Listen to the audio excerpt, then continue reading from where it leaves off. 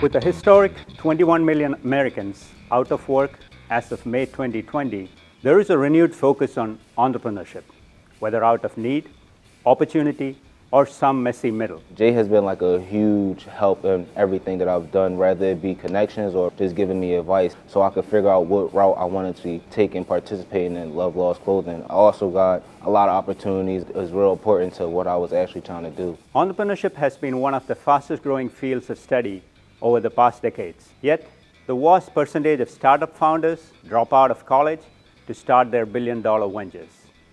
The most recent Forbes billionaire list, which ranks the top 400 wealthiest people in the world, 63 were college dropouts.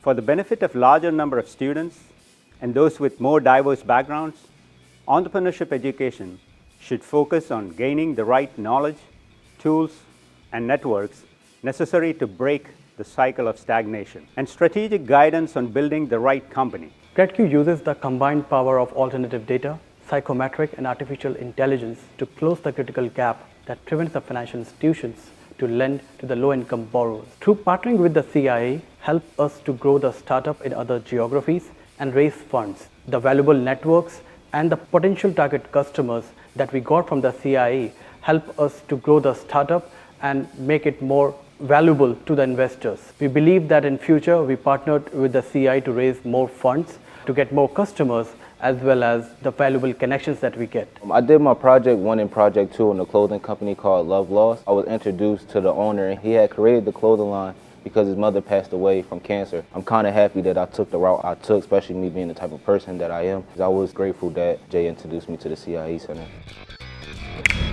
We are UME Do Arts, the third place winners for the 2019 Launch You competition. Our project actually started as an art display to show creative placemaking to reduce our carbon footprint, and later turned into an initiative to educate our peers. We at the CIE are uniquely positioned to help people who normally do not have an opportunity to start a company. But to truly make entrepreneurship accessible to all Americans, some fundamental things must change. And the first is education. For the benefit of larger number of students and those with more diverse backgrounds, entrepreneurship education should focus on a wider range of paths for starting a business rather than focusing on pie-in-the-sky pitches delivered on a demo day like some half-baked reality show.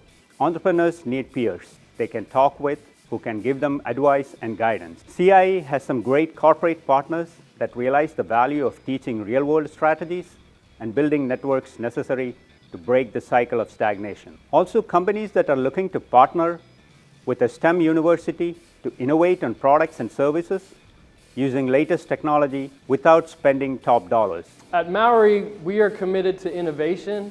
It's an old industry that's just now getting its feet under it when it comes to innovation. So whether it be cloud-based technologies, we have cameras on our job sites that are now detecting where people are. We use drones on a weekly basis to really get better access to our job sites. Not to mention that we can create higher performing buildings with technology. In order to have a collaborative mindset, you need to include diverse backgrounds. And that's what we really love about HU and their program here. The students, the faculty, the staff, all come from different walks of life, different areas, different regions, and it's a great melting pot.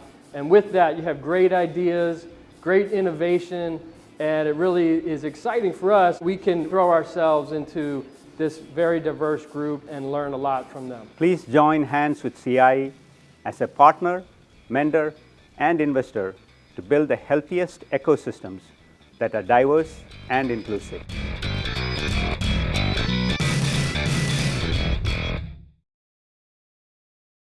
Friends at the Center for Innovation and Entrepreneurship for hosting us today. My name is Ian Kansky. I am the director of the Center for Advanced Agriculture and Sustainability at Harrisburg University of Science and Technology here in Pennsylvania. Jay and his team were gracious enough to host us here for this event. But our center's mission here at the Center for Advanced Agriculture is focused on the use of diverse technologies to help localize and decentralize our food system, to reduce the environmental footprint of farming, and ultimately to train and educate the next generation of food and agriculture leaders who will wield these tools into the future. So I'm going to provide a quick overview, a quick intro to frame the conversation here today regarding controlled environment agriculture in particular, and then we're going to move to our panel discussion. Want to thank again our panelists for joining us today. We've got a great group here together. But at Harrisburg University, so we're now moving to also expand new facilities and training in applied research focused on agriculture.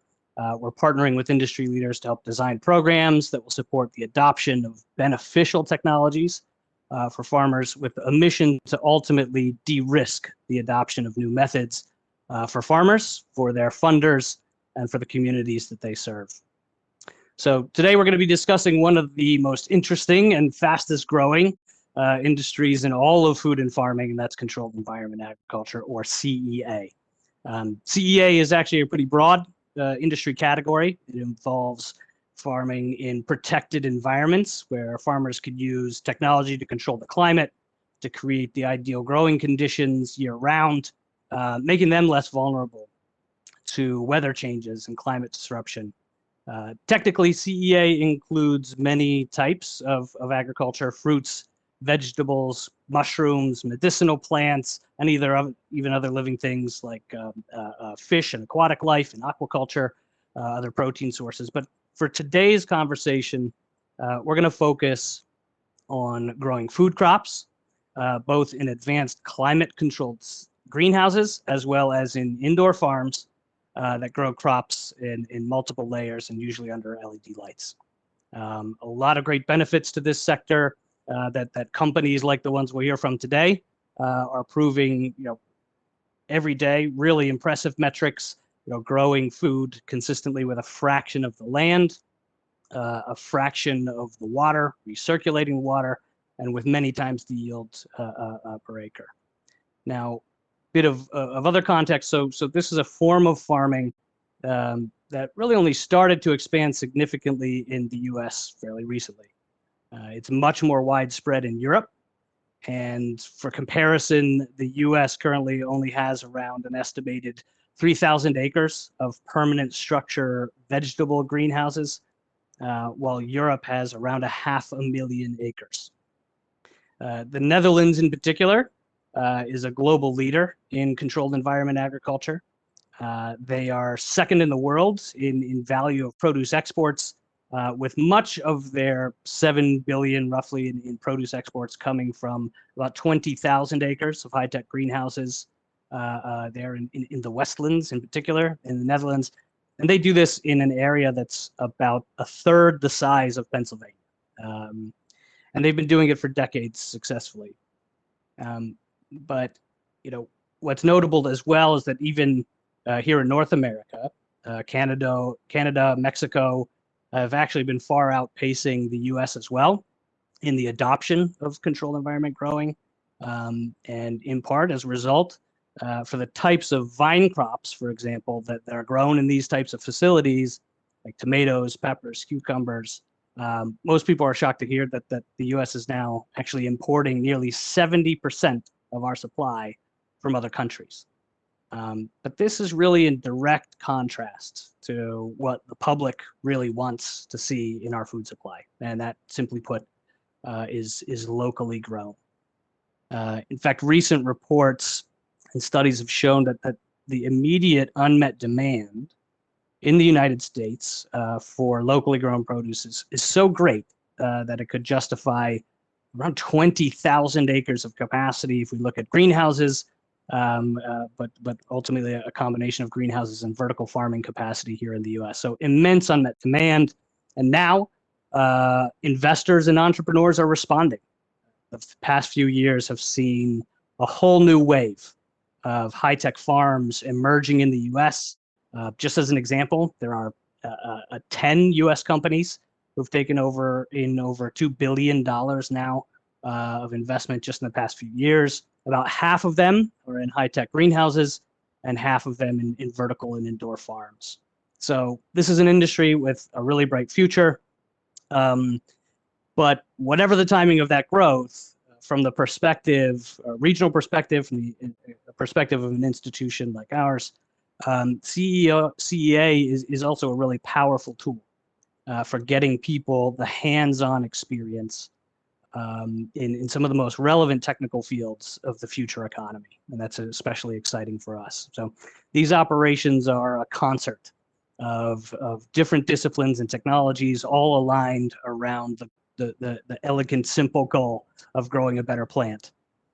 What's more, if we look at research conducted by the US Department of Agriculture and Purdue University, and the highest demand occupations and career pathways in all of food, agriculture, renewables, and environment, almost every single one of the highest priority skills can be uniquely taught in and around a modern greenhouse or a vertical farm. And that's part of our interest and the leadership of Harrisburg University, our interest in supporting this sector and working with industry partners as well. So in the spirit of that, I want to kick off the farming, controlled environment agriculture and Agri-Tech future farming discussion here to really start to get at what does this mean for Pennsylvania? What does it mean for us regionally here?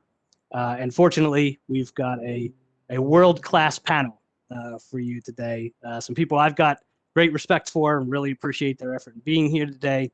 I also want to give a special thanks to Jan and Jorg, who are joining us from Holland and Germany, where it's already past 5 p.m. On a Friday afternoon. So special thanks to both of you as well for that. We're going to start by giving each of our guests a couple of minutes here just to introduce themselves and their work, and then we'll move into this discussion questions. So first up, Tisha Livingston, would you like to kick us off here? Sure, thank you, Ian. So I am Tisha Livingston. I am the CEO of Infinite Acres. Infinite Acres is a turnkey vertical farming company. So we sell the technology installed all over the world. We are a company that was formed by 3 other companies in the vertical farming space and horticulture space. Priva, so Jan and I are brother and sister in work, and as well as Ocado, based out of the UK, and 80 Acres, based out of the US. I'm also the co-founder and president of 80 Acres Farms, which is a vertical farming company here in the US. Our most recent project was a collaboration between 80 Acres and Infinite Acres, building a 70,000 square foot vertical farm in Hamilton, Ohio, using renewable energy, producing about 1.5 million pounds annually of leafy greens and basil. And most recently, selling into 4 distribution centers at Kroger. Thank you, Tisha. James? Good afternoon for you. Good morning for me, and thank you for having me.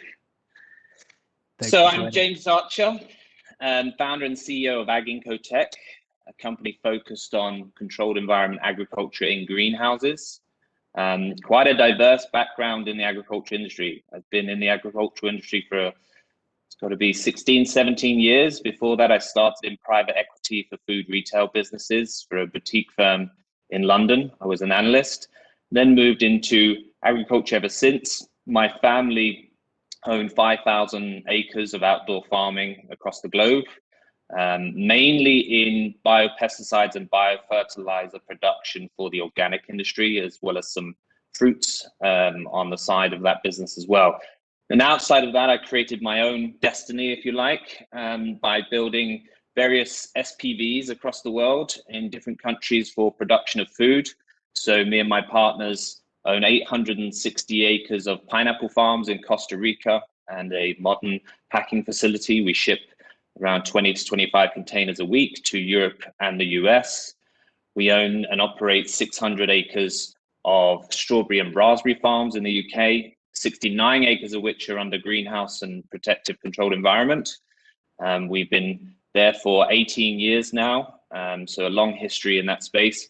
And right now where I am with the slightly British red tan, I'm in Panama at the moment. We're building one of the first 100% renewable energy powered CEA greenhouses globally, but the first CEA greenhouse in the Central America region for local food production.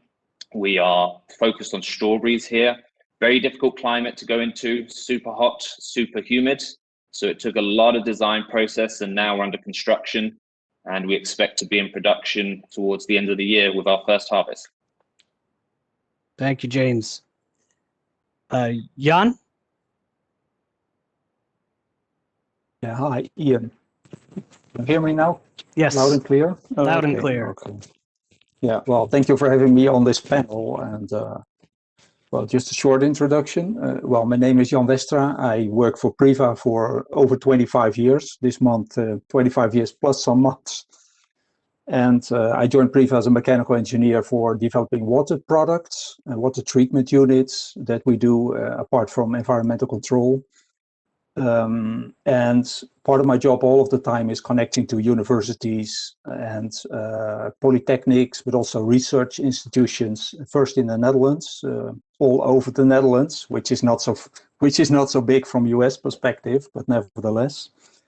And later on, it evolved in getting into contact with other universities that do interesting research for the greenhouse industry in terms of plant science, plant-based control, advanced climate control, water treatment, sensors. Last 11, 12 years, my job was get Priva on the map for vertical farms, the LED farms that were emerging around 2011, and see how we can use the existing technology in that market already. Well, being a more mature market now, my job is more for reach out to the universities in US, Canada, and other points. To tell the Priva story, but also mainly to get people engaged in what the greenhouse industry and what closed environmental agriculture can provide in terms of jobs, of interesting jobs, high-end jobs. It's not just picking strawberries or tomatoes for that end, because we have robots for the dull work, and that's more what I do now. So Priva is well, Priva's may be known, I don't know. It's we are the neighbors on 300 yards actually from the headquarters of Rijkswaan in the Lier, and our well, family-owned, about 550 people, 15 offices around the world, one in the US, one in Canada, one in Mexico, on your end of the Atlantic Ocean.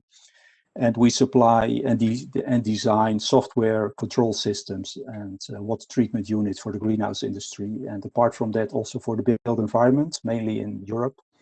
But knowing that HVAC technology, tie that in with our knowledge from the greenhouse industry, we think we are perfectly fitted to do so. And well, we do the automation, so to say, the control systems for greenhouses all over the world, and know for difficult climate how to deal with that, like in China or in Guatemala for that end. So that's it for now, I think. Perfect. Yeah, just one. Because we think, well, we consider ourselves quite a high-tech company. We employ about 100 people in product development on academic level or polytechnic level, so to say. And of course, we team up with 80 Acres in Infinite Acres. Our ongoing story and dream in Hamilton, Ohio, and Cincinnati. Yeah. Thank you, Jan. Jorg? Yeah, thank you, Ern. I'm Jörg Werner. Greetings here from Berlin. I represent Rijkswaan. I'm now 30 years in the company and started as a representative. And at the moment, I am responsible for the Middle European sales organization here in Rijkswaan, sales to the farmers. And my second job here is this retail experience center in Berlin, which we founded, I think, 4 years ago now. And yeah, that's to my career. Rijkswaan is also a family-owned company based in the Lier as a neighbor from Priva. 3,500 employees around the globe, 100 countries we are working, and then I think 35 countries with other companies now. It's changing quite often. Very specific for us is the role of the people in the organization.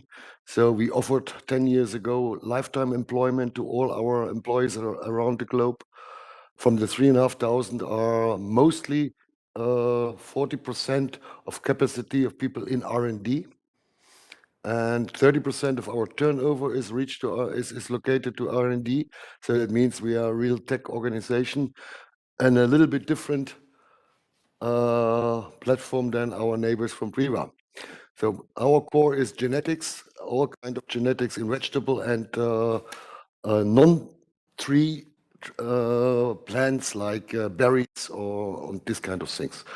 30 crops we are doing at the moment. Very famous from us are in the US, for example, we are market leader in spinach, all kind of lettuce, all kind of leafies, but also tomato cues, pepper, aubergines, but also carrot, all kind of cabbage, and so on. So the complete portfolio is everything related to vegetables and some fruits. Melons, I forgot. Okay.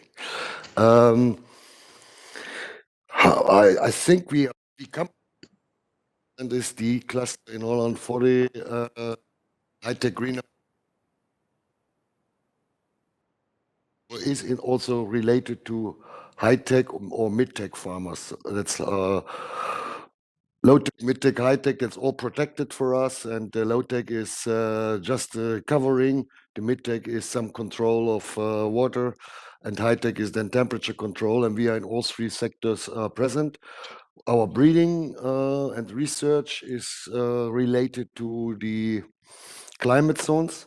So we have from the north, Holland, Germany, one region to make our breeding programs. Then we have a second layer south of France, and then copied in other areas, Turkey. Then we have a third layer that is then Almeria, south of Spain. So in China, we have the same north, middle, south. And then we have the tropical breeding in Tanzania and also in Brazil. And then we have a copy paste that we can make 2 seasons in the Southern Hemisphere, and mainly then in Australia, South Africa, and Chile. So that we can make in 1 year 2 seasons. This is a little bit Rex Van. I will stop now. Thank you, Jörg. So what we're going to do next, everyone, is we're going to move to a bit of a discussion here with each of the panelists, followed by we'll get a quick walkthrough and broadcast there of the Retail Innovation Center with Jörg at the end, and then our goal will be to leave a bit of time for Q&A. If anybody would like to ask questions, please submit them in the chat, and we'll do our best to address them. And for anyone who's interested in continuing on, if there are more questions to get to at the hour, feel free to anybody, including the panelists, to drop if you need to. I will probably stick around for a bit to make sure we can try and get to as many questions as we can. And in any case, we'll record the questions and try to follow up with you if we don't get to your questions afterwards. But moving to discussion, I mean, obviously, we're looking at the case studies, what's working in other places and around the world, looking for methods that can bring real benefit to the region here, especially in the Northeast and in Pennsylvania. To kind of kick off the discussion here, question for Jan Vestra. Jan, obviously the Netherlands is a global leader in the sector with about, as I mentioned before, 20,000 acres of advanced glass houses in particular. You can almost say that the Netherlands kind of invented modern CEA at large scale. Your company, of course, Priva, one of the largest customer bases around the world for the irrigation systems and many of the control systems. Can you tell us a little bit about how the industry evolved in the Netherlands, what the drivers were, and kind of what the scope of that is today? Yeah, well, that's quite a question. I think, well, I live in the Westland region, and over here we have some statues of Pastor Verburg, whom the what do you call it, the urban myth goes that he introduced the grapes to the area, connected to the big palaces that were here, where they had plans. They wanted to grow grapes for the kings of the Netherlands and the princes and so on. And they started with some glass, so that's one. And then the greenhouse industry, well, it actually started after World War II. It started over here, it's on a small scale with grapes growing to walls facing south, so you capture the heat from the sun in the south, and then they found out if you put some glass in front of the wall, I can capture the heat even better, and it kept on growing sort of. So the story goes around World War II, and it started in the Netherlands, 1940. The Dutch growers were doing very well in lettuce based on very low greenhouses, so we call them plotglas. It's only, I think, 4 or 5 inches high with lettuce growing, so bending over all of the time. And then in World War II, well, the last year of the war, 44, 45, it was a very cold winter. Half of the Netherlands was liberated, the other half was not, and especially the urbanized part was not. And a lot of people, well, they starved in that last year of World War II. And then after the war, 45, the Dutch government said, well, never hunger again. We must step into technology. And I think, and it has part to do with the Dutch mentality, well, just do it, don't think too long, just do it. Entrepreneurial spirit, well, let's go to Indonesia, we don't know it's there, but let's try to find something. Let's found New Amsterdam, for example. And then the Dutch government said, well, we must make sure that growers talk to one another in what they invent. And until recently, actually, it's a sort, we talk about colleagues and competition, but a lot of growers, and I had a meeting with a greenhouse builder this afternoon, actually, it's still, so a grower has a great idea, and he shares that with some other growers. And that was at first helped by the Dutch government by introducing study clubs, people doing talks. There was a lot of research, so the funding for research in food especially was large, especially after World War II, to invest in how can we grow better food, more food per acre, because we are a small country, well, a tiny country actually. And evolving from these Dutch government facilitated discussion groups, very informal, growers visiting one another. There emerged sort of a mentality for we can learn, we can constantly improve. And I know in the Japanese car industry, they have a name for that, Kai, or I forgot the name, it's not Kai. But nevertheless, it was a mentality of constant improvement and trying to outperform your neighbor. I think that's one end. The other end is that being a sort of a hub in the delta of the River Rhine, River Maas, and another river, we were perfectly located as Dutch for doing trade all over the world by ship, but also inland to Germany, towards France. So it was both ends. We had a market, and gradually the technology evolved, and there several universities, but also vocational schools stepped in.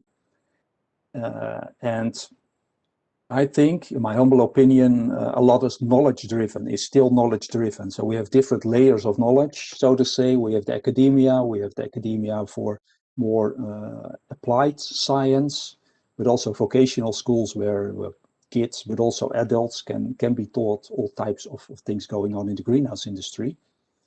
And well, and apart from being a tiny country, but that's also a lot of people from the Netherlands, like from Ireland and from the UK, I think they immigrated to the UK, to Canada. Well, they started with Canada, then to the United States, bringing the knowledge along. And around the 50s, a lot of farmers and growers went out of the country again because it became too tight to be an entrepreneur over here.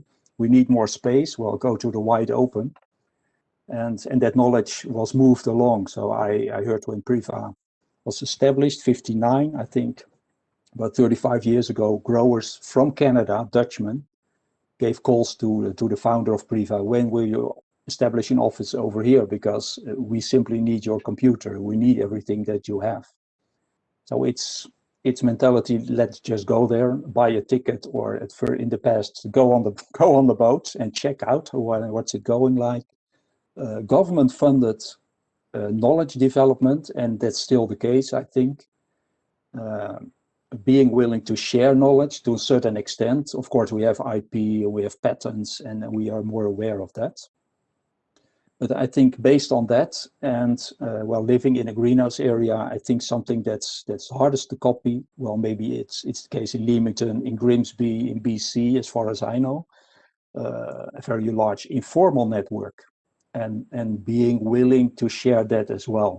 When I talk too long, please cut me short, Ian. But I remember we did some tests with these plastic tubes for air distribution at a grower. We were just Priva tried that in the 60s, but it didn't work. And we were the first to start again. And he said, well, it's not working so well in my greenhouse, but I know a guy. And he gave them a call on his cell. Well, you're welcome. This is the address. Just check him out and do your tests over there. So we put everything in the car, drove to the next greenhouse. And we were welcomed because he already knew we were there and we were trusted. So it's part also the trust-based and willingness to share knowledge. And of course, that's eroding to a certain extent, but still the willingness to erode and let's go out. And I remember the greatest talks on the greenhouse industry I had on the side of the soccer field where my kids were playing soccer. I was watching it. We had a beer and a talk about the greenhouse industry. And even then you must be careful what to tell. Otherwise you tell the secrets of the trade over there, because it's a grower you're talking to and it's a competitor you're talking to. So it's also the informal network that helps a lot, I think, when you have sort of a hub where people know what's going on, people know each other, and that's more cultural. I think it's also based on trust. And yeah. Long story. If great history, and I think that depth of knowledge and experience in troubleshooting these methods is. It's something important to look at. It's something important for us to keep in mind, especially when we think about the technology overlapping with that that deep knowledge of the crop science and these tactics. And I think as more people that we've talked to here in the U.S., entrepreneurs, founders, become kind of aware of the backstory of and the depth of the decades of case study here in these methods, I think there's more and more interest in that. But again, with the kind of the new wave and new waves of technology, new types of technologies coming in. Question for you, James.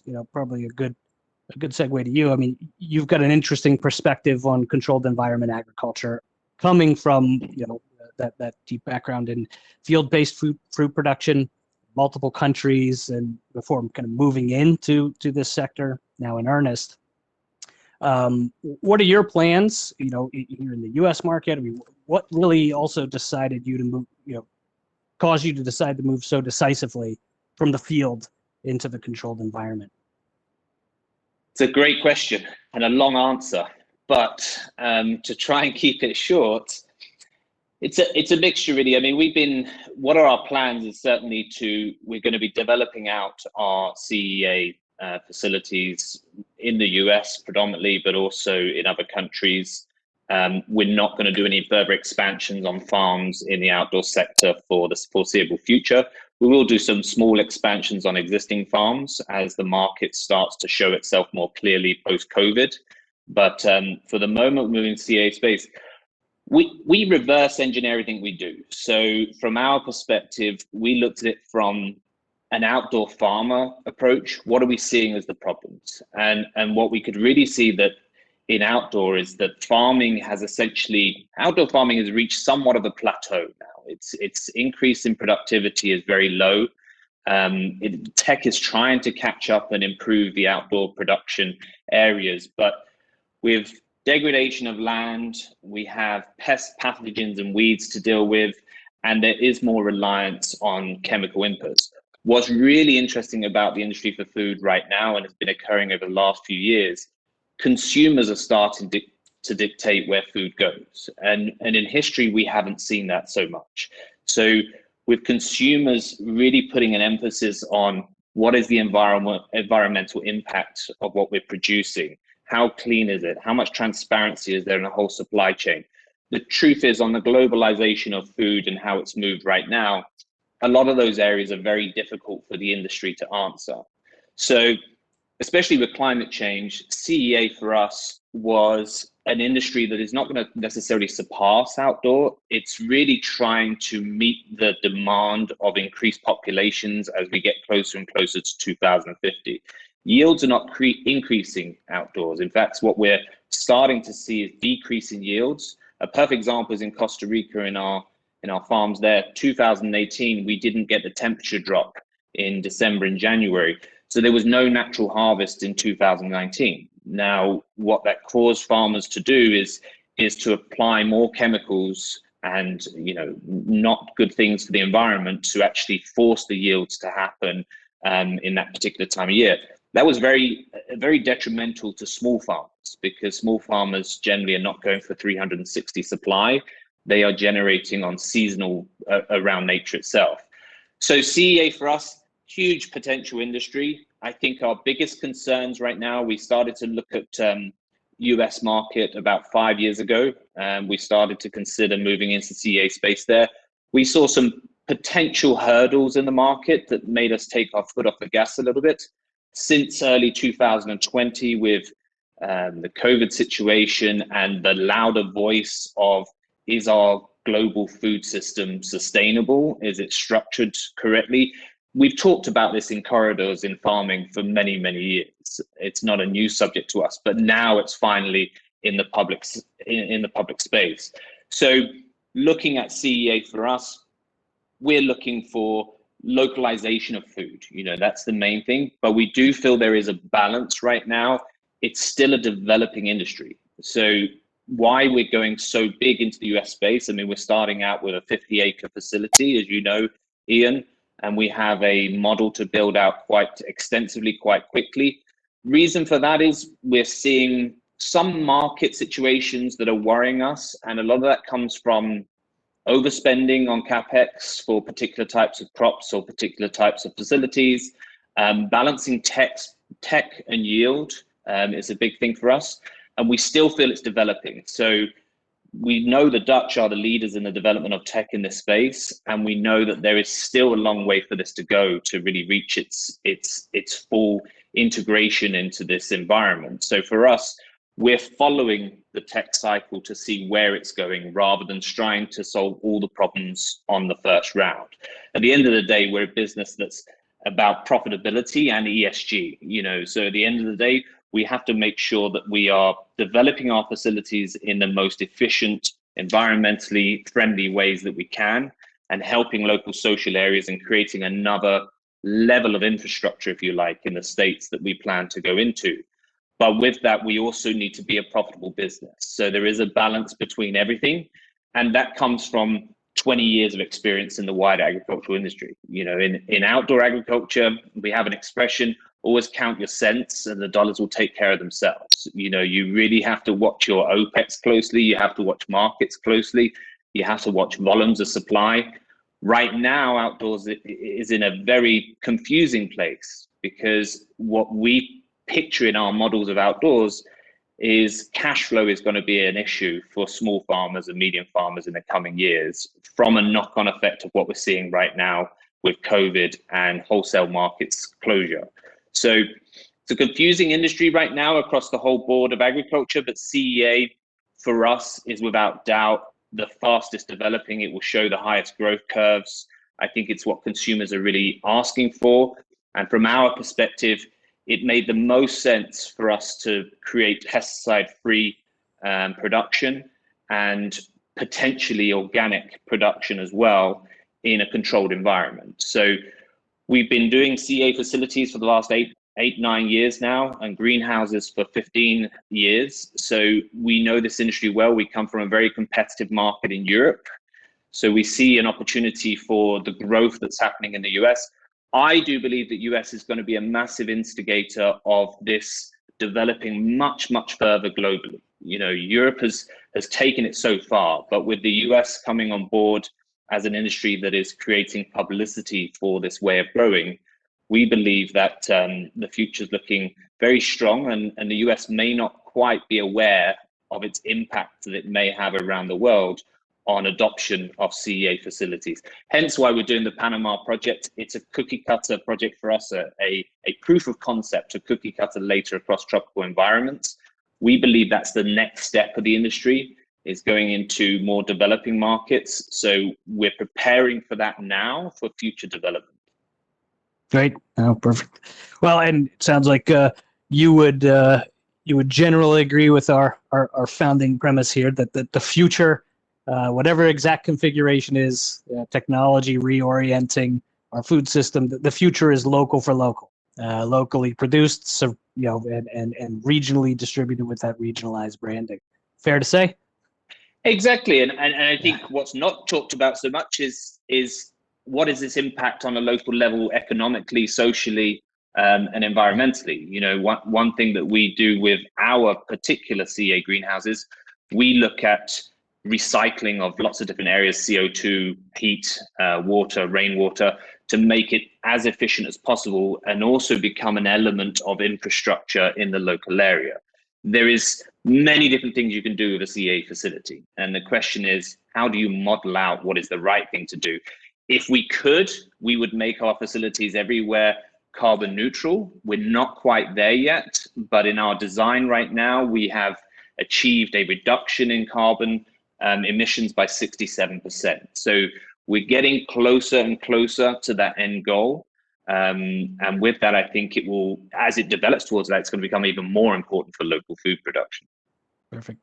Well, great. And on that, local for local front, and obviously the many technological options here, Tisha, you guys are in a really interesting place, an interesting business model, but also, a great example of that really advanced high-tech version of these methods in vertically stacked and more urban relevant types of agriculture. I mean, what's your take on this? I mean, what is it about CEA that's driving so much investor interest, and how do you look at some of these same topics from that platform perspective? Yeah, thanks, Ian. So when I think about we're out in the market raising money and talking to investors, and the thing that they see is that there is untapped demand for fresh, local. People determine local based on freshness and how long it's going to stay in their fridge. Local food production that is pesticide free, and that untapped demand is, organics can only go so far. And being able to meet all that demand, you're going to have to be able to grow in a different way. You're going to have to be able to control the environment and grow year round.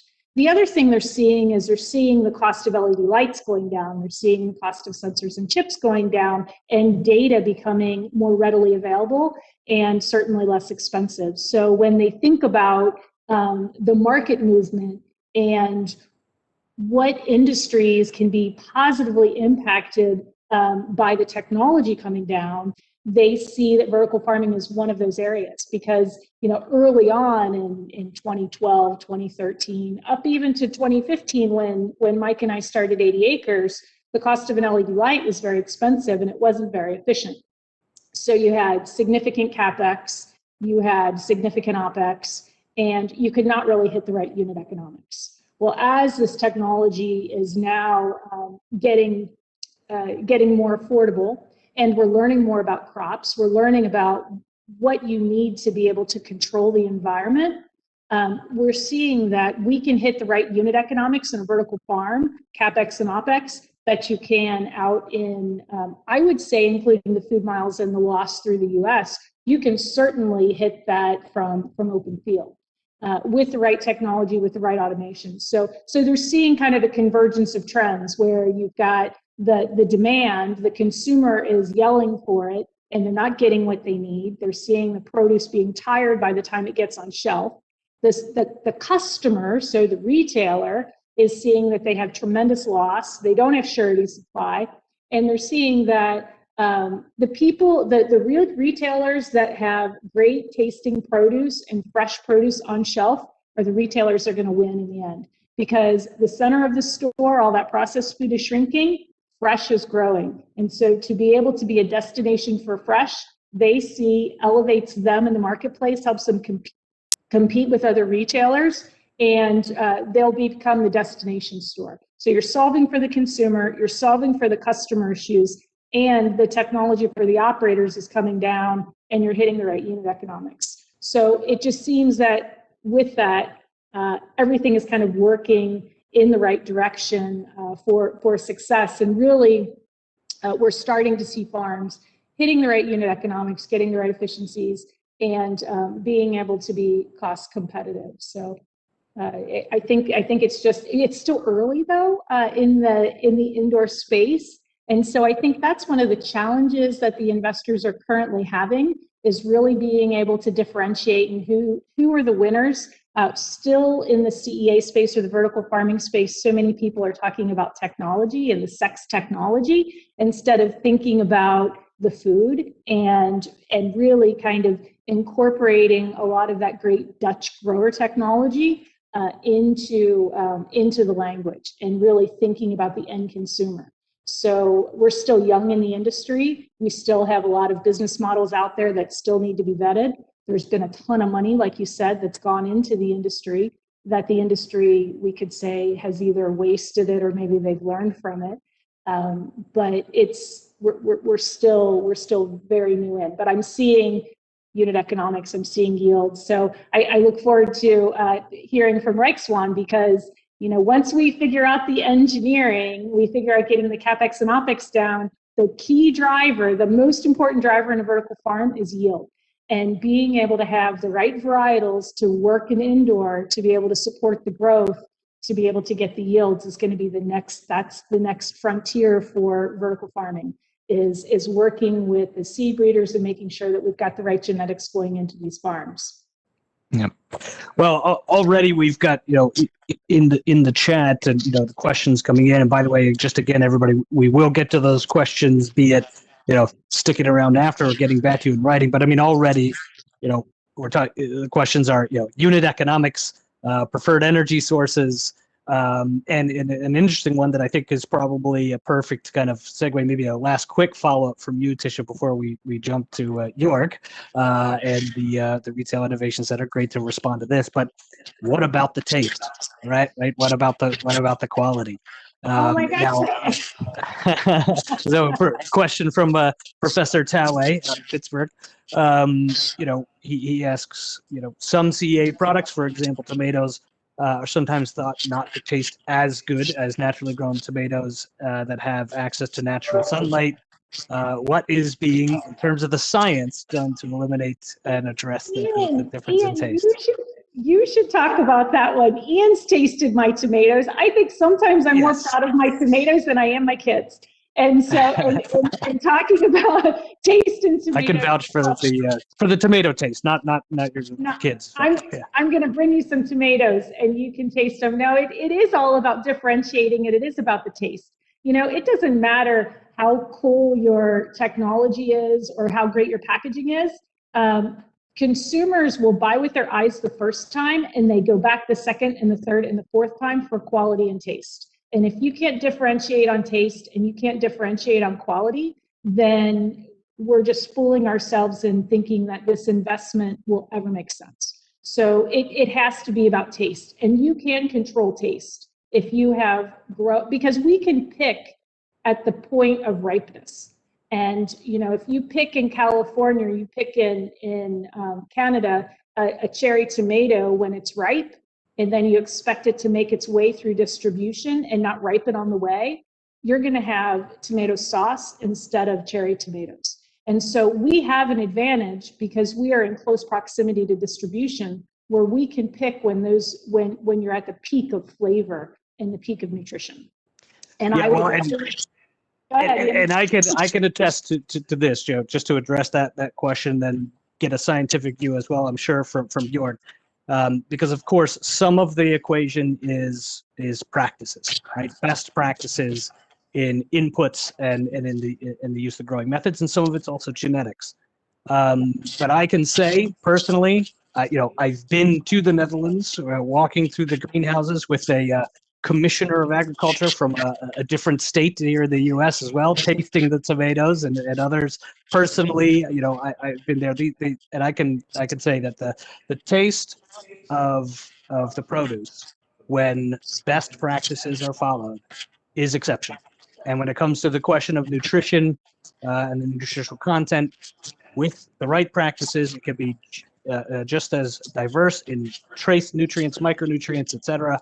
And in many cases more so, because you don't have the challenges of soil amendment.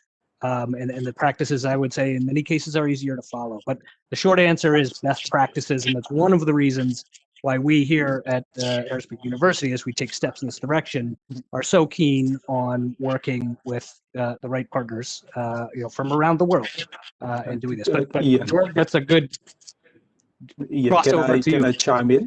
Oh, sorry for that. Having visited the first facility in Cincinnati, Ohio, by 80 acres, and I'm spoiled living in the greenhouse industry, and my green growers buys them directly from the growers. And I told Mike Zelkin, these are the best tomatoes I've ever tasted. Yeah, seriously, that's not a business idea. Seriously, they were the best. So you will be spoiled afterwards. You will never get other tomatoes. So that's the downside of it. I was hooked. It was worth the drive to Cincinnati, Tisha. So. And well, thank you. And York this is a wonderful lead-in, because they're Reichswand tomatoes that we're growing, and we've been growing from the beginning. But I would say that tomatoes are not the easiest crop, and certainly I think we're the only ones commercially selling through distribution to into retailers in a significant way from a vertical farm. And we killed a lot of tomato plants in learning how to do this. But Reichswand has been a great partner in finding the right varieties that will grow and provide that great taste. So, yeah. Well, the stage is set, Mr. Werner. So you've got feel free. I know you've got some showing, some live broadcasting for us. So I'm just going to let you go what direction you want here, respond to what's been said, and tell us about the center. Yeah, thank you, Ern. I think I have prepared a 20 minutes presentation. I got only 8. It's too challenging. Maybe I just respond on the questions. And if you have questions, then I go shortly in some presentation sheets.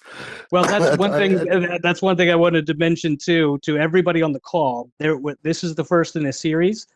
We are going to be scheduling another event virtually, also with Reichswand and York, to dig in deeper on this topic of the demand and retail side, the innovation happening there. So, yes, we've got just to respond on the taste question, I really like this question. As a German, I would say you can have one factory and the outcome can be a Fiat Uno or a Porsche. So technology is not the reason that we have a good or a bad taste in the end. You can use it for left side, right side. Second is a very important point comes from Tricia. In tomato, for example, is 70% to the taste expectation what you have related to the harvest time. If you have a ripe tomato harvest or an unripe. And this is one of the most important reasons that we got local for local, because just the local tomato tastes better. And you can harvest them ripe and so on. If you make then shelf life in these things to transport it long, taste goes down. This was happened in the 60s, 70s, 80s. Jan was explaining how in Holland the greenhouse started, but later on it's going always more far with cooperatives selling over long distances. And the breeders until the 90s of the last century was only supporting the farmers, and what they did, good yielding, high yielding, resistances, uniformity, and shelf life. So we as Reichswand, we just started 30 years ago, going really deep and the consumer in the middle point. And this is something why when you have a high-tech greenhouse and when you have a perfect variety which is taste optimized, you can make in nowhere better a tasty tomato than in this greenhouse. And we made hundreds of tests with that, and even chefs with a very sensitive taste experience, they can confirm that. what we are doing is making tomatoes, for example, for different market segments. So we still have a demand on relatively cheap tomatoes. So therefore, when I make a cheap tomato with a very high yield, I cannot compare that with a tomato which is slower grown, which is more aggressive grown with fertilizers, etc. And then comes out another tomato. And even in our breeding teams, we have yield-orientated breeding and we have taste-orientated breeding, and we need both. Not everybody have the money to pay 10 euros per kilo for a tomato. We also have to supply the people with €1 per kilo. And this is a little bit, you can make with the technology very, very tasteful tomatoes, but you also can make with another strategy a lot of kilograms and untasty tomatoes. This is a little bit always the tomato and the taste discussion. And the variety choice, by the way, is lower the influence of the variety, for example, than the influence of the harvesting time on general taste experience. Third factor, by the way, is the way of how you fertilize it. That's how for us the three things. A little bit perspective from a seed breeder. You see also here around me a lot of tomatoes, etc. And also here we have high level, low level, and tomatoes which or other crops which also have a purpose. Yeah, when I talk with McDonald's, they want to have a tomato from me, looks like a cucumber, then they can make a lot of slices and hopefully nothing inside which that I have always clean knives. When I talk with the soup makers, they want to have so red, deep red as possible inside that they can make wonderful pasta out of it. So also therefore comes different criteria and different needs for tomato breeding. This is a little bit the response, Ian. Now how we want to go on? Well, look, it's a fantastic response. I think we do want to spend a little bit more time here. And again, we are at the hour, so if anybody needs to drop, feel free to. But if you're comfortable and you have time, Jörg, I'd love to continue on a little bit, because I know that Rijkswaan's got also a really unique perspective on some of the dynamics on the retail side. And then I'm going to stick around in any case to get to a few more of the questions. Okay, then I will explain a little bit the history of why I'm sitting here as a seed breeder in the middle of a retail center. And this starts in the 90s, in the last century. We had a crisis, or let's say we had innovation, and the innovation comes from Israel, that we got long shelf life tomatoes.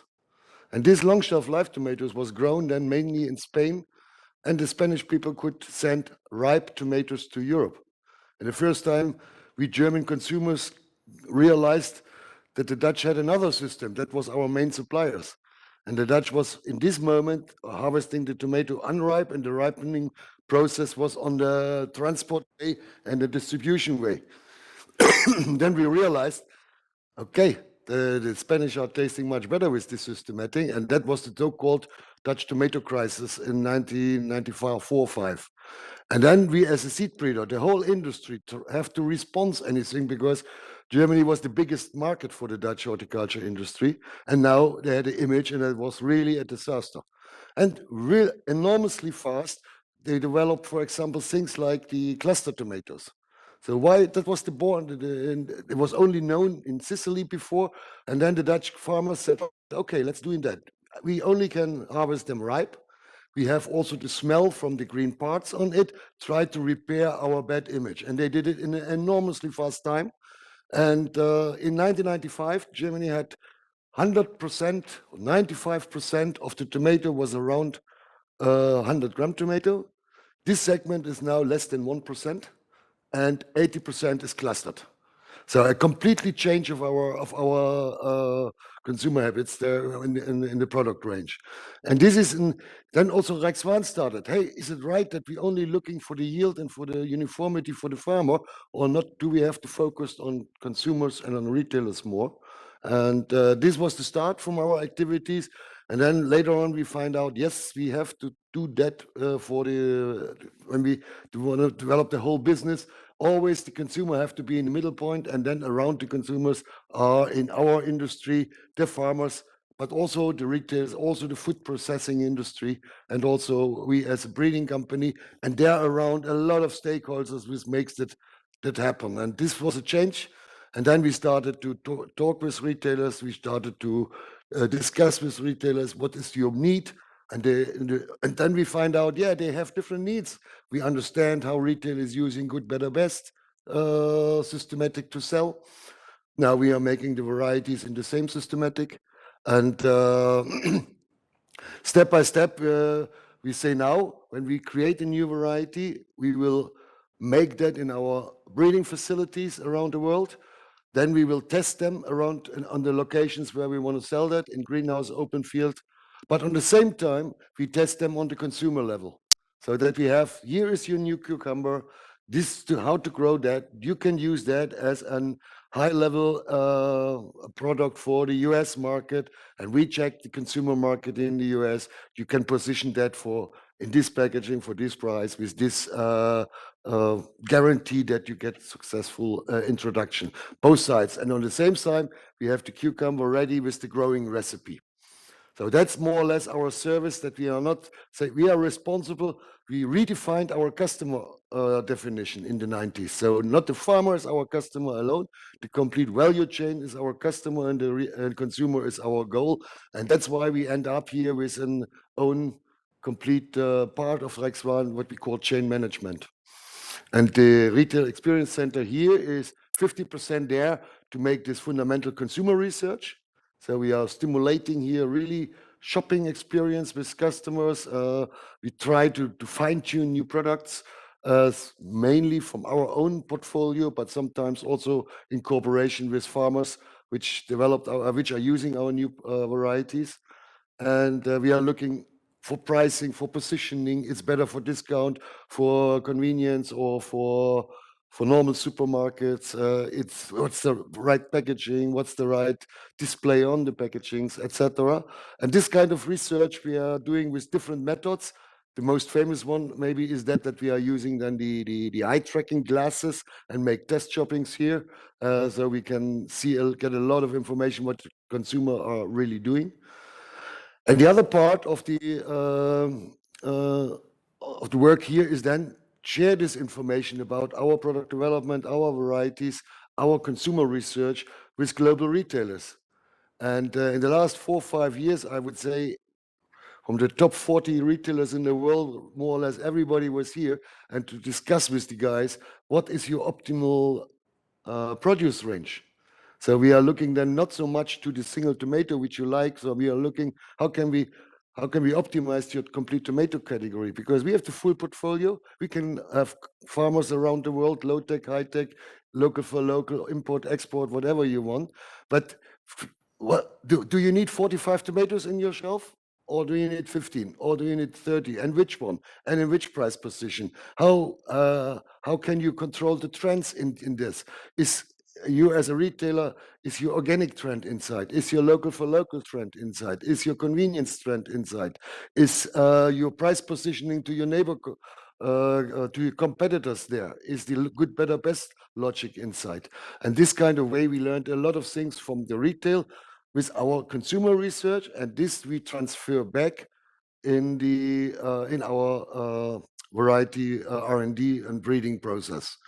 Just to have an idea, breeding is 7 to 10, 15 years time. So this information from this year is maybe a new variety in 10 years.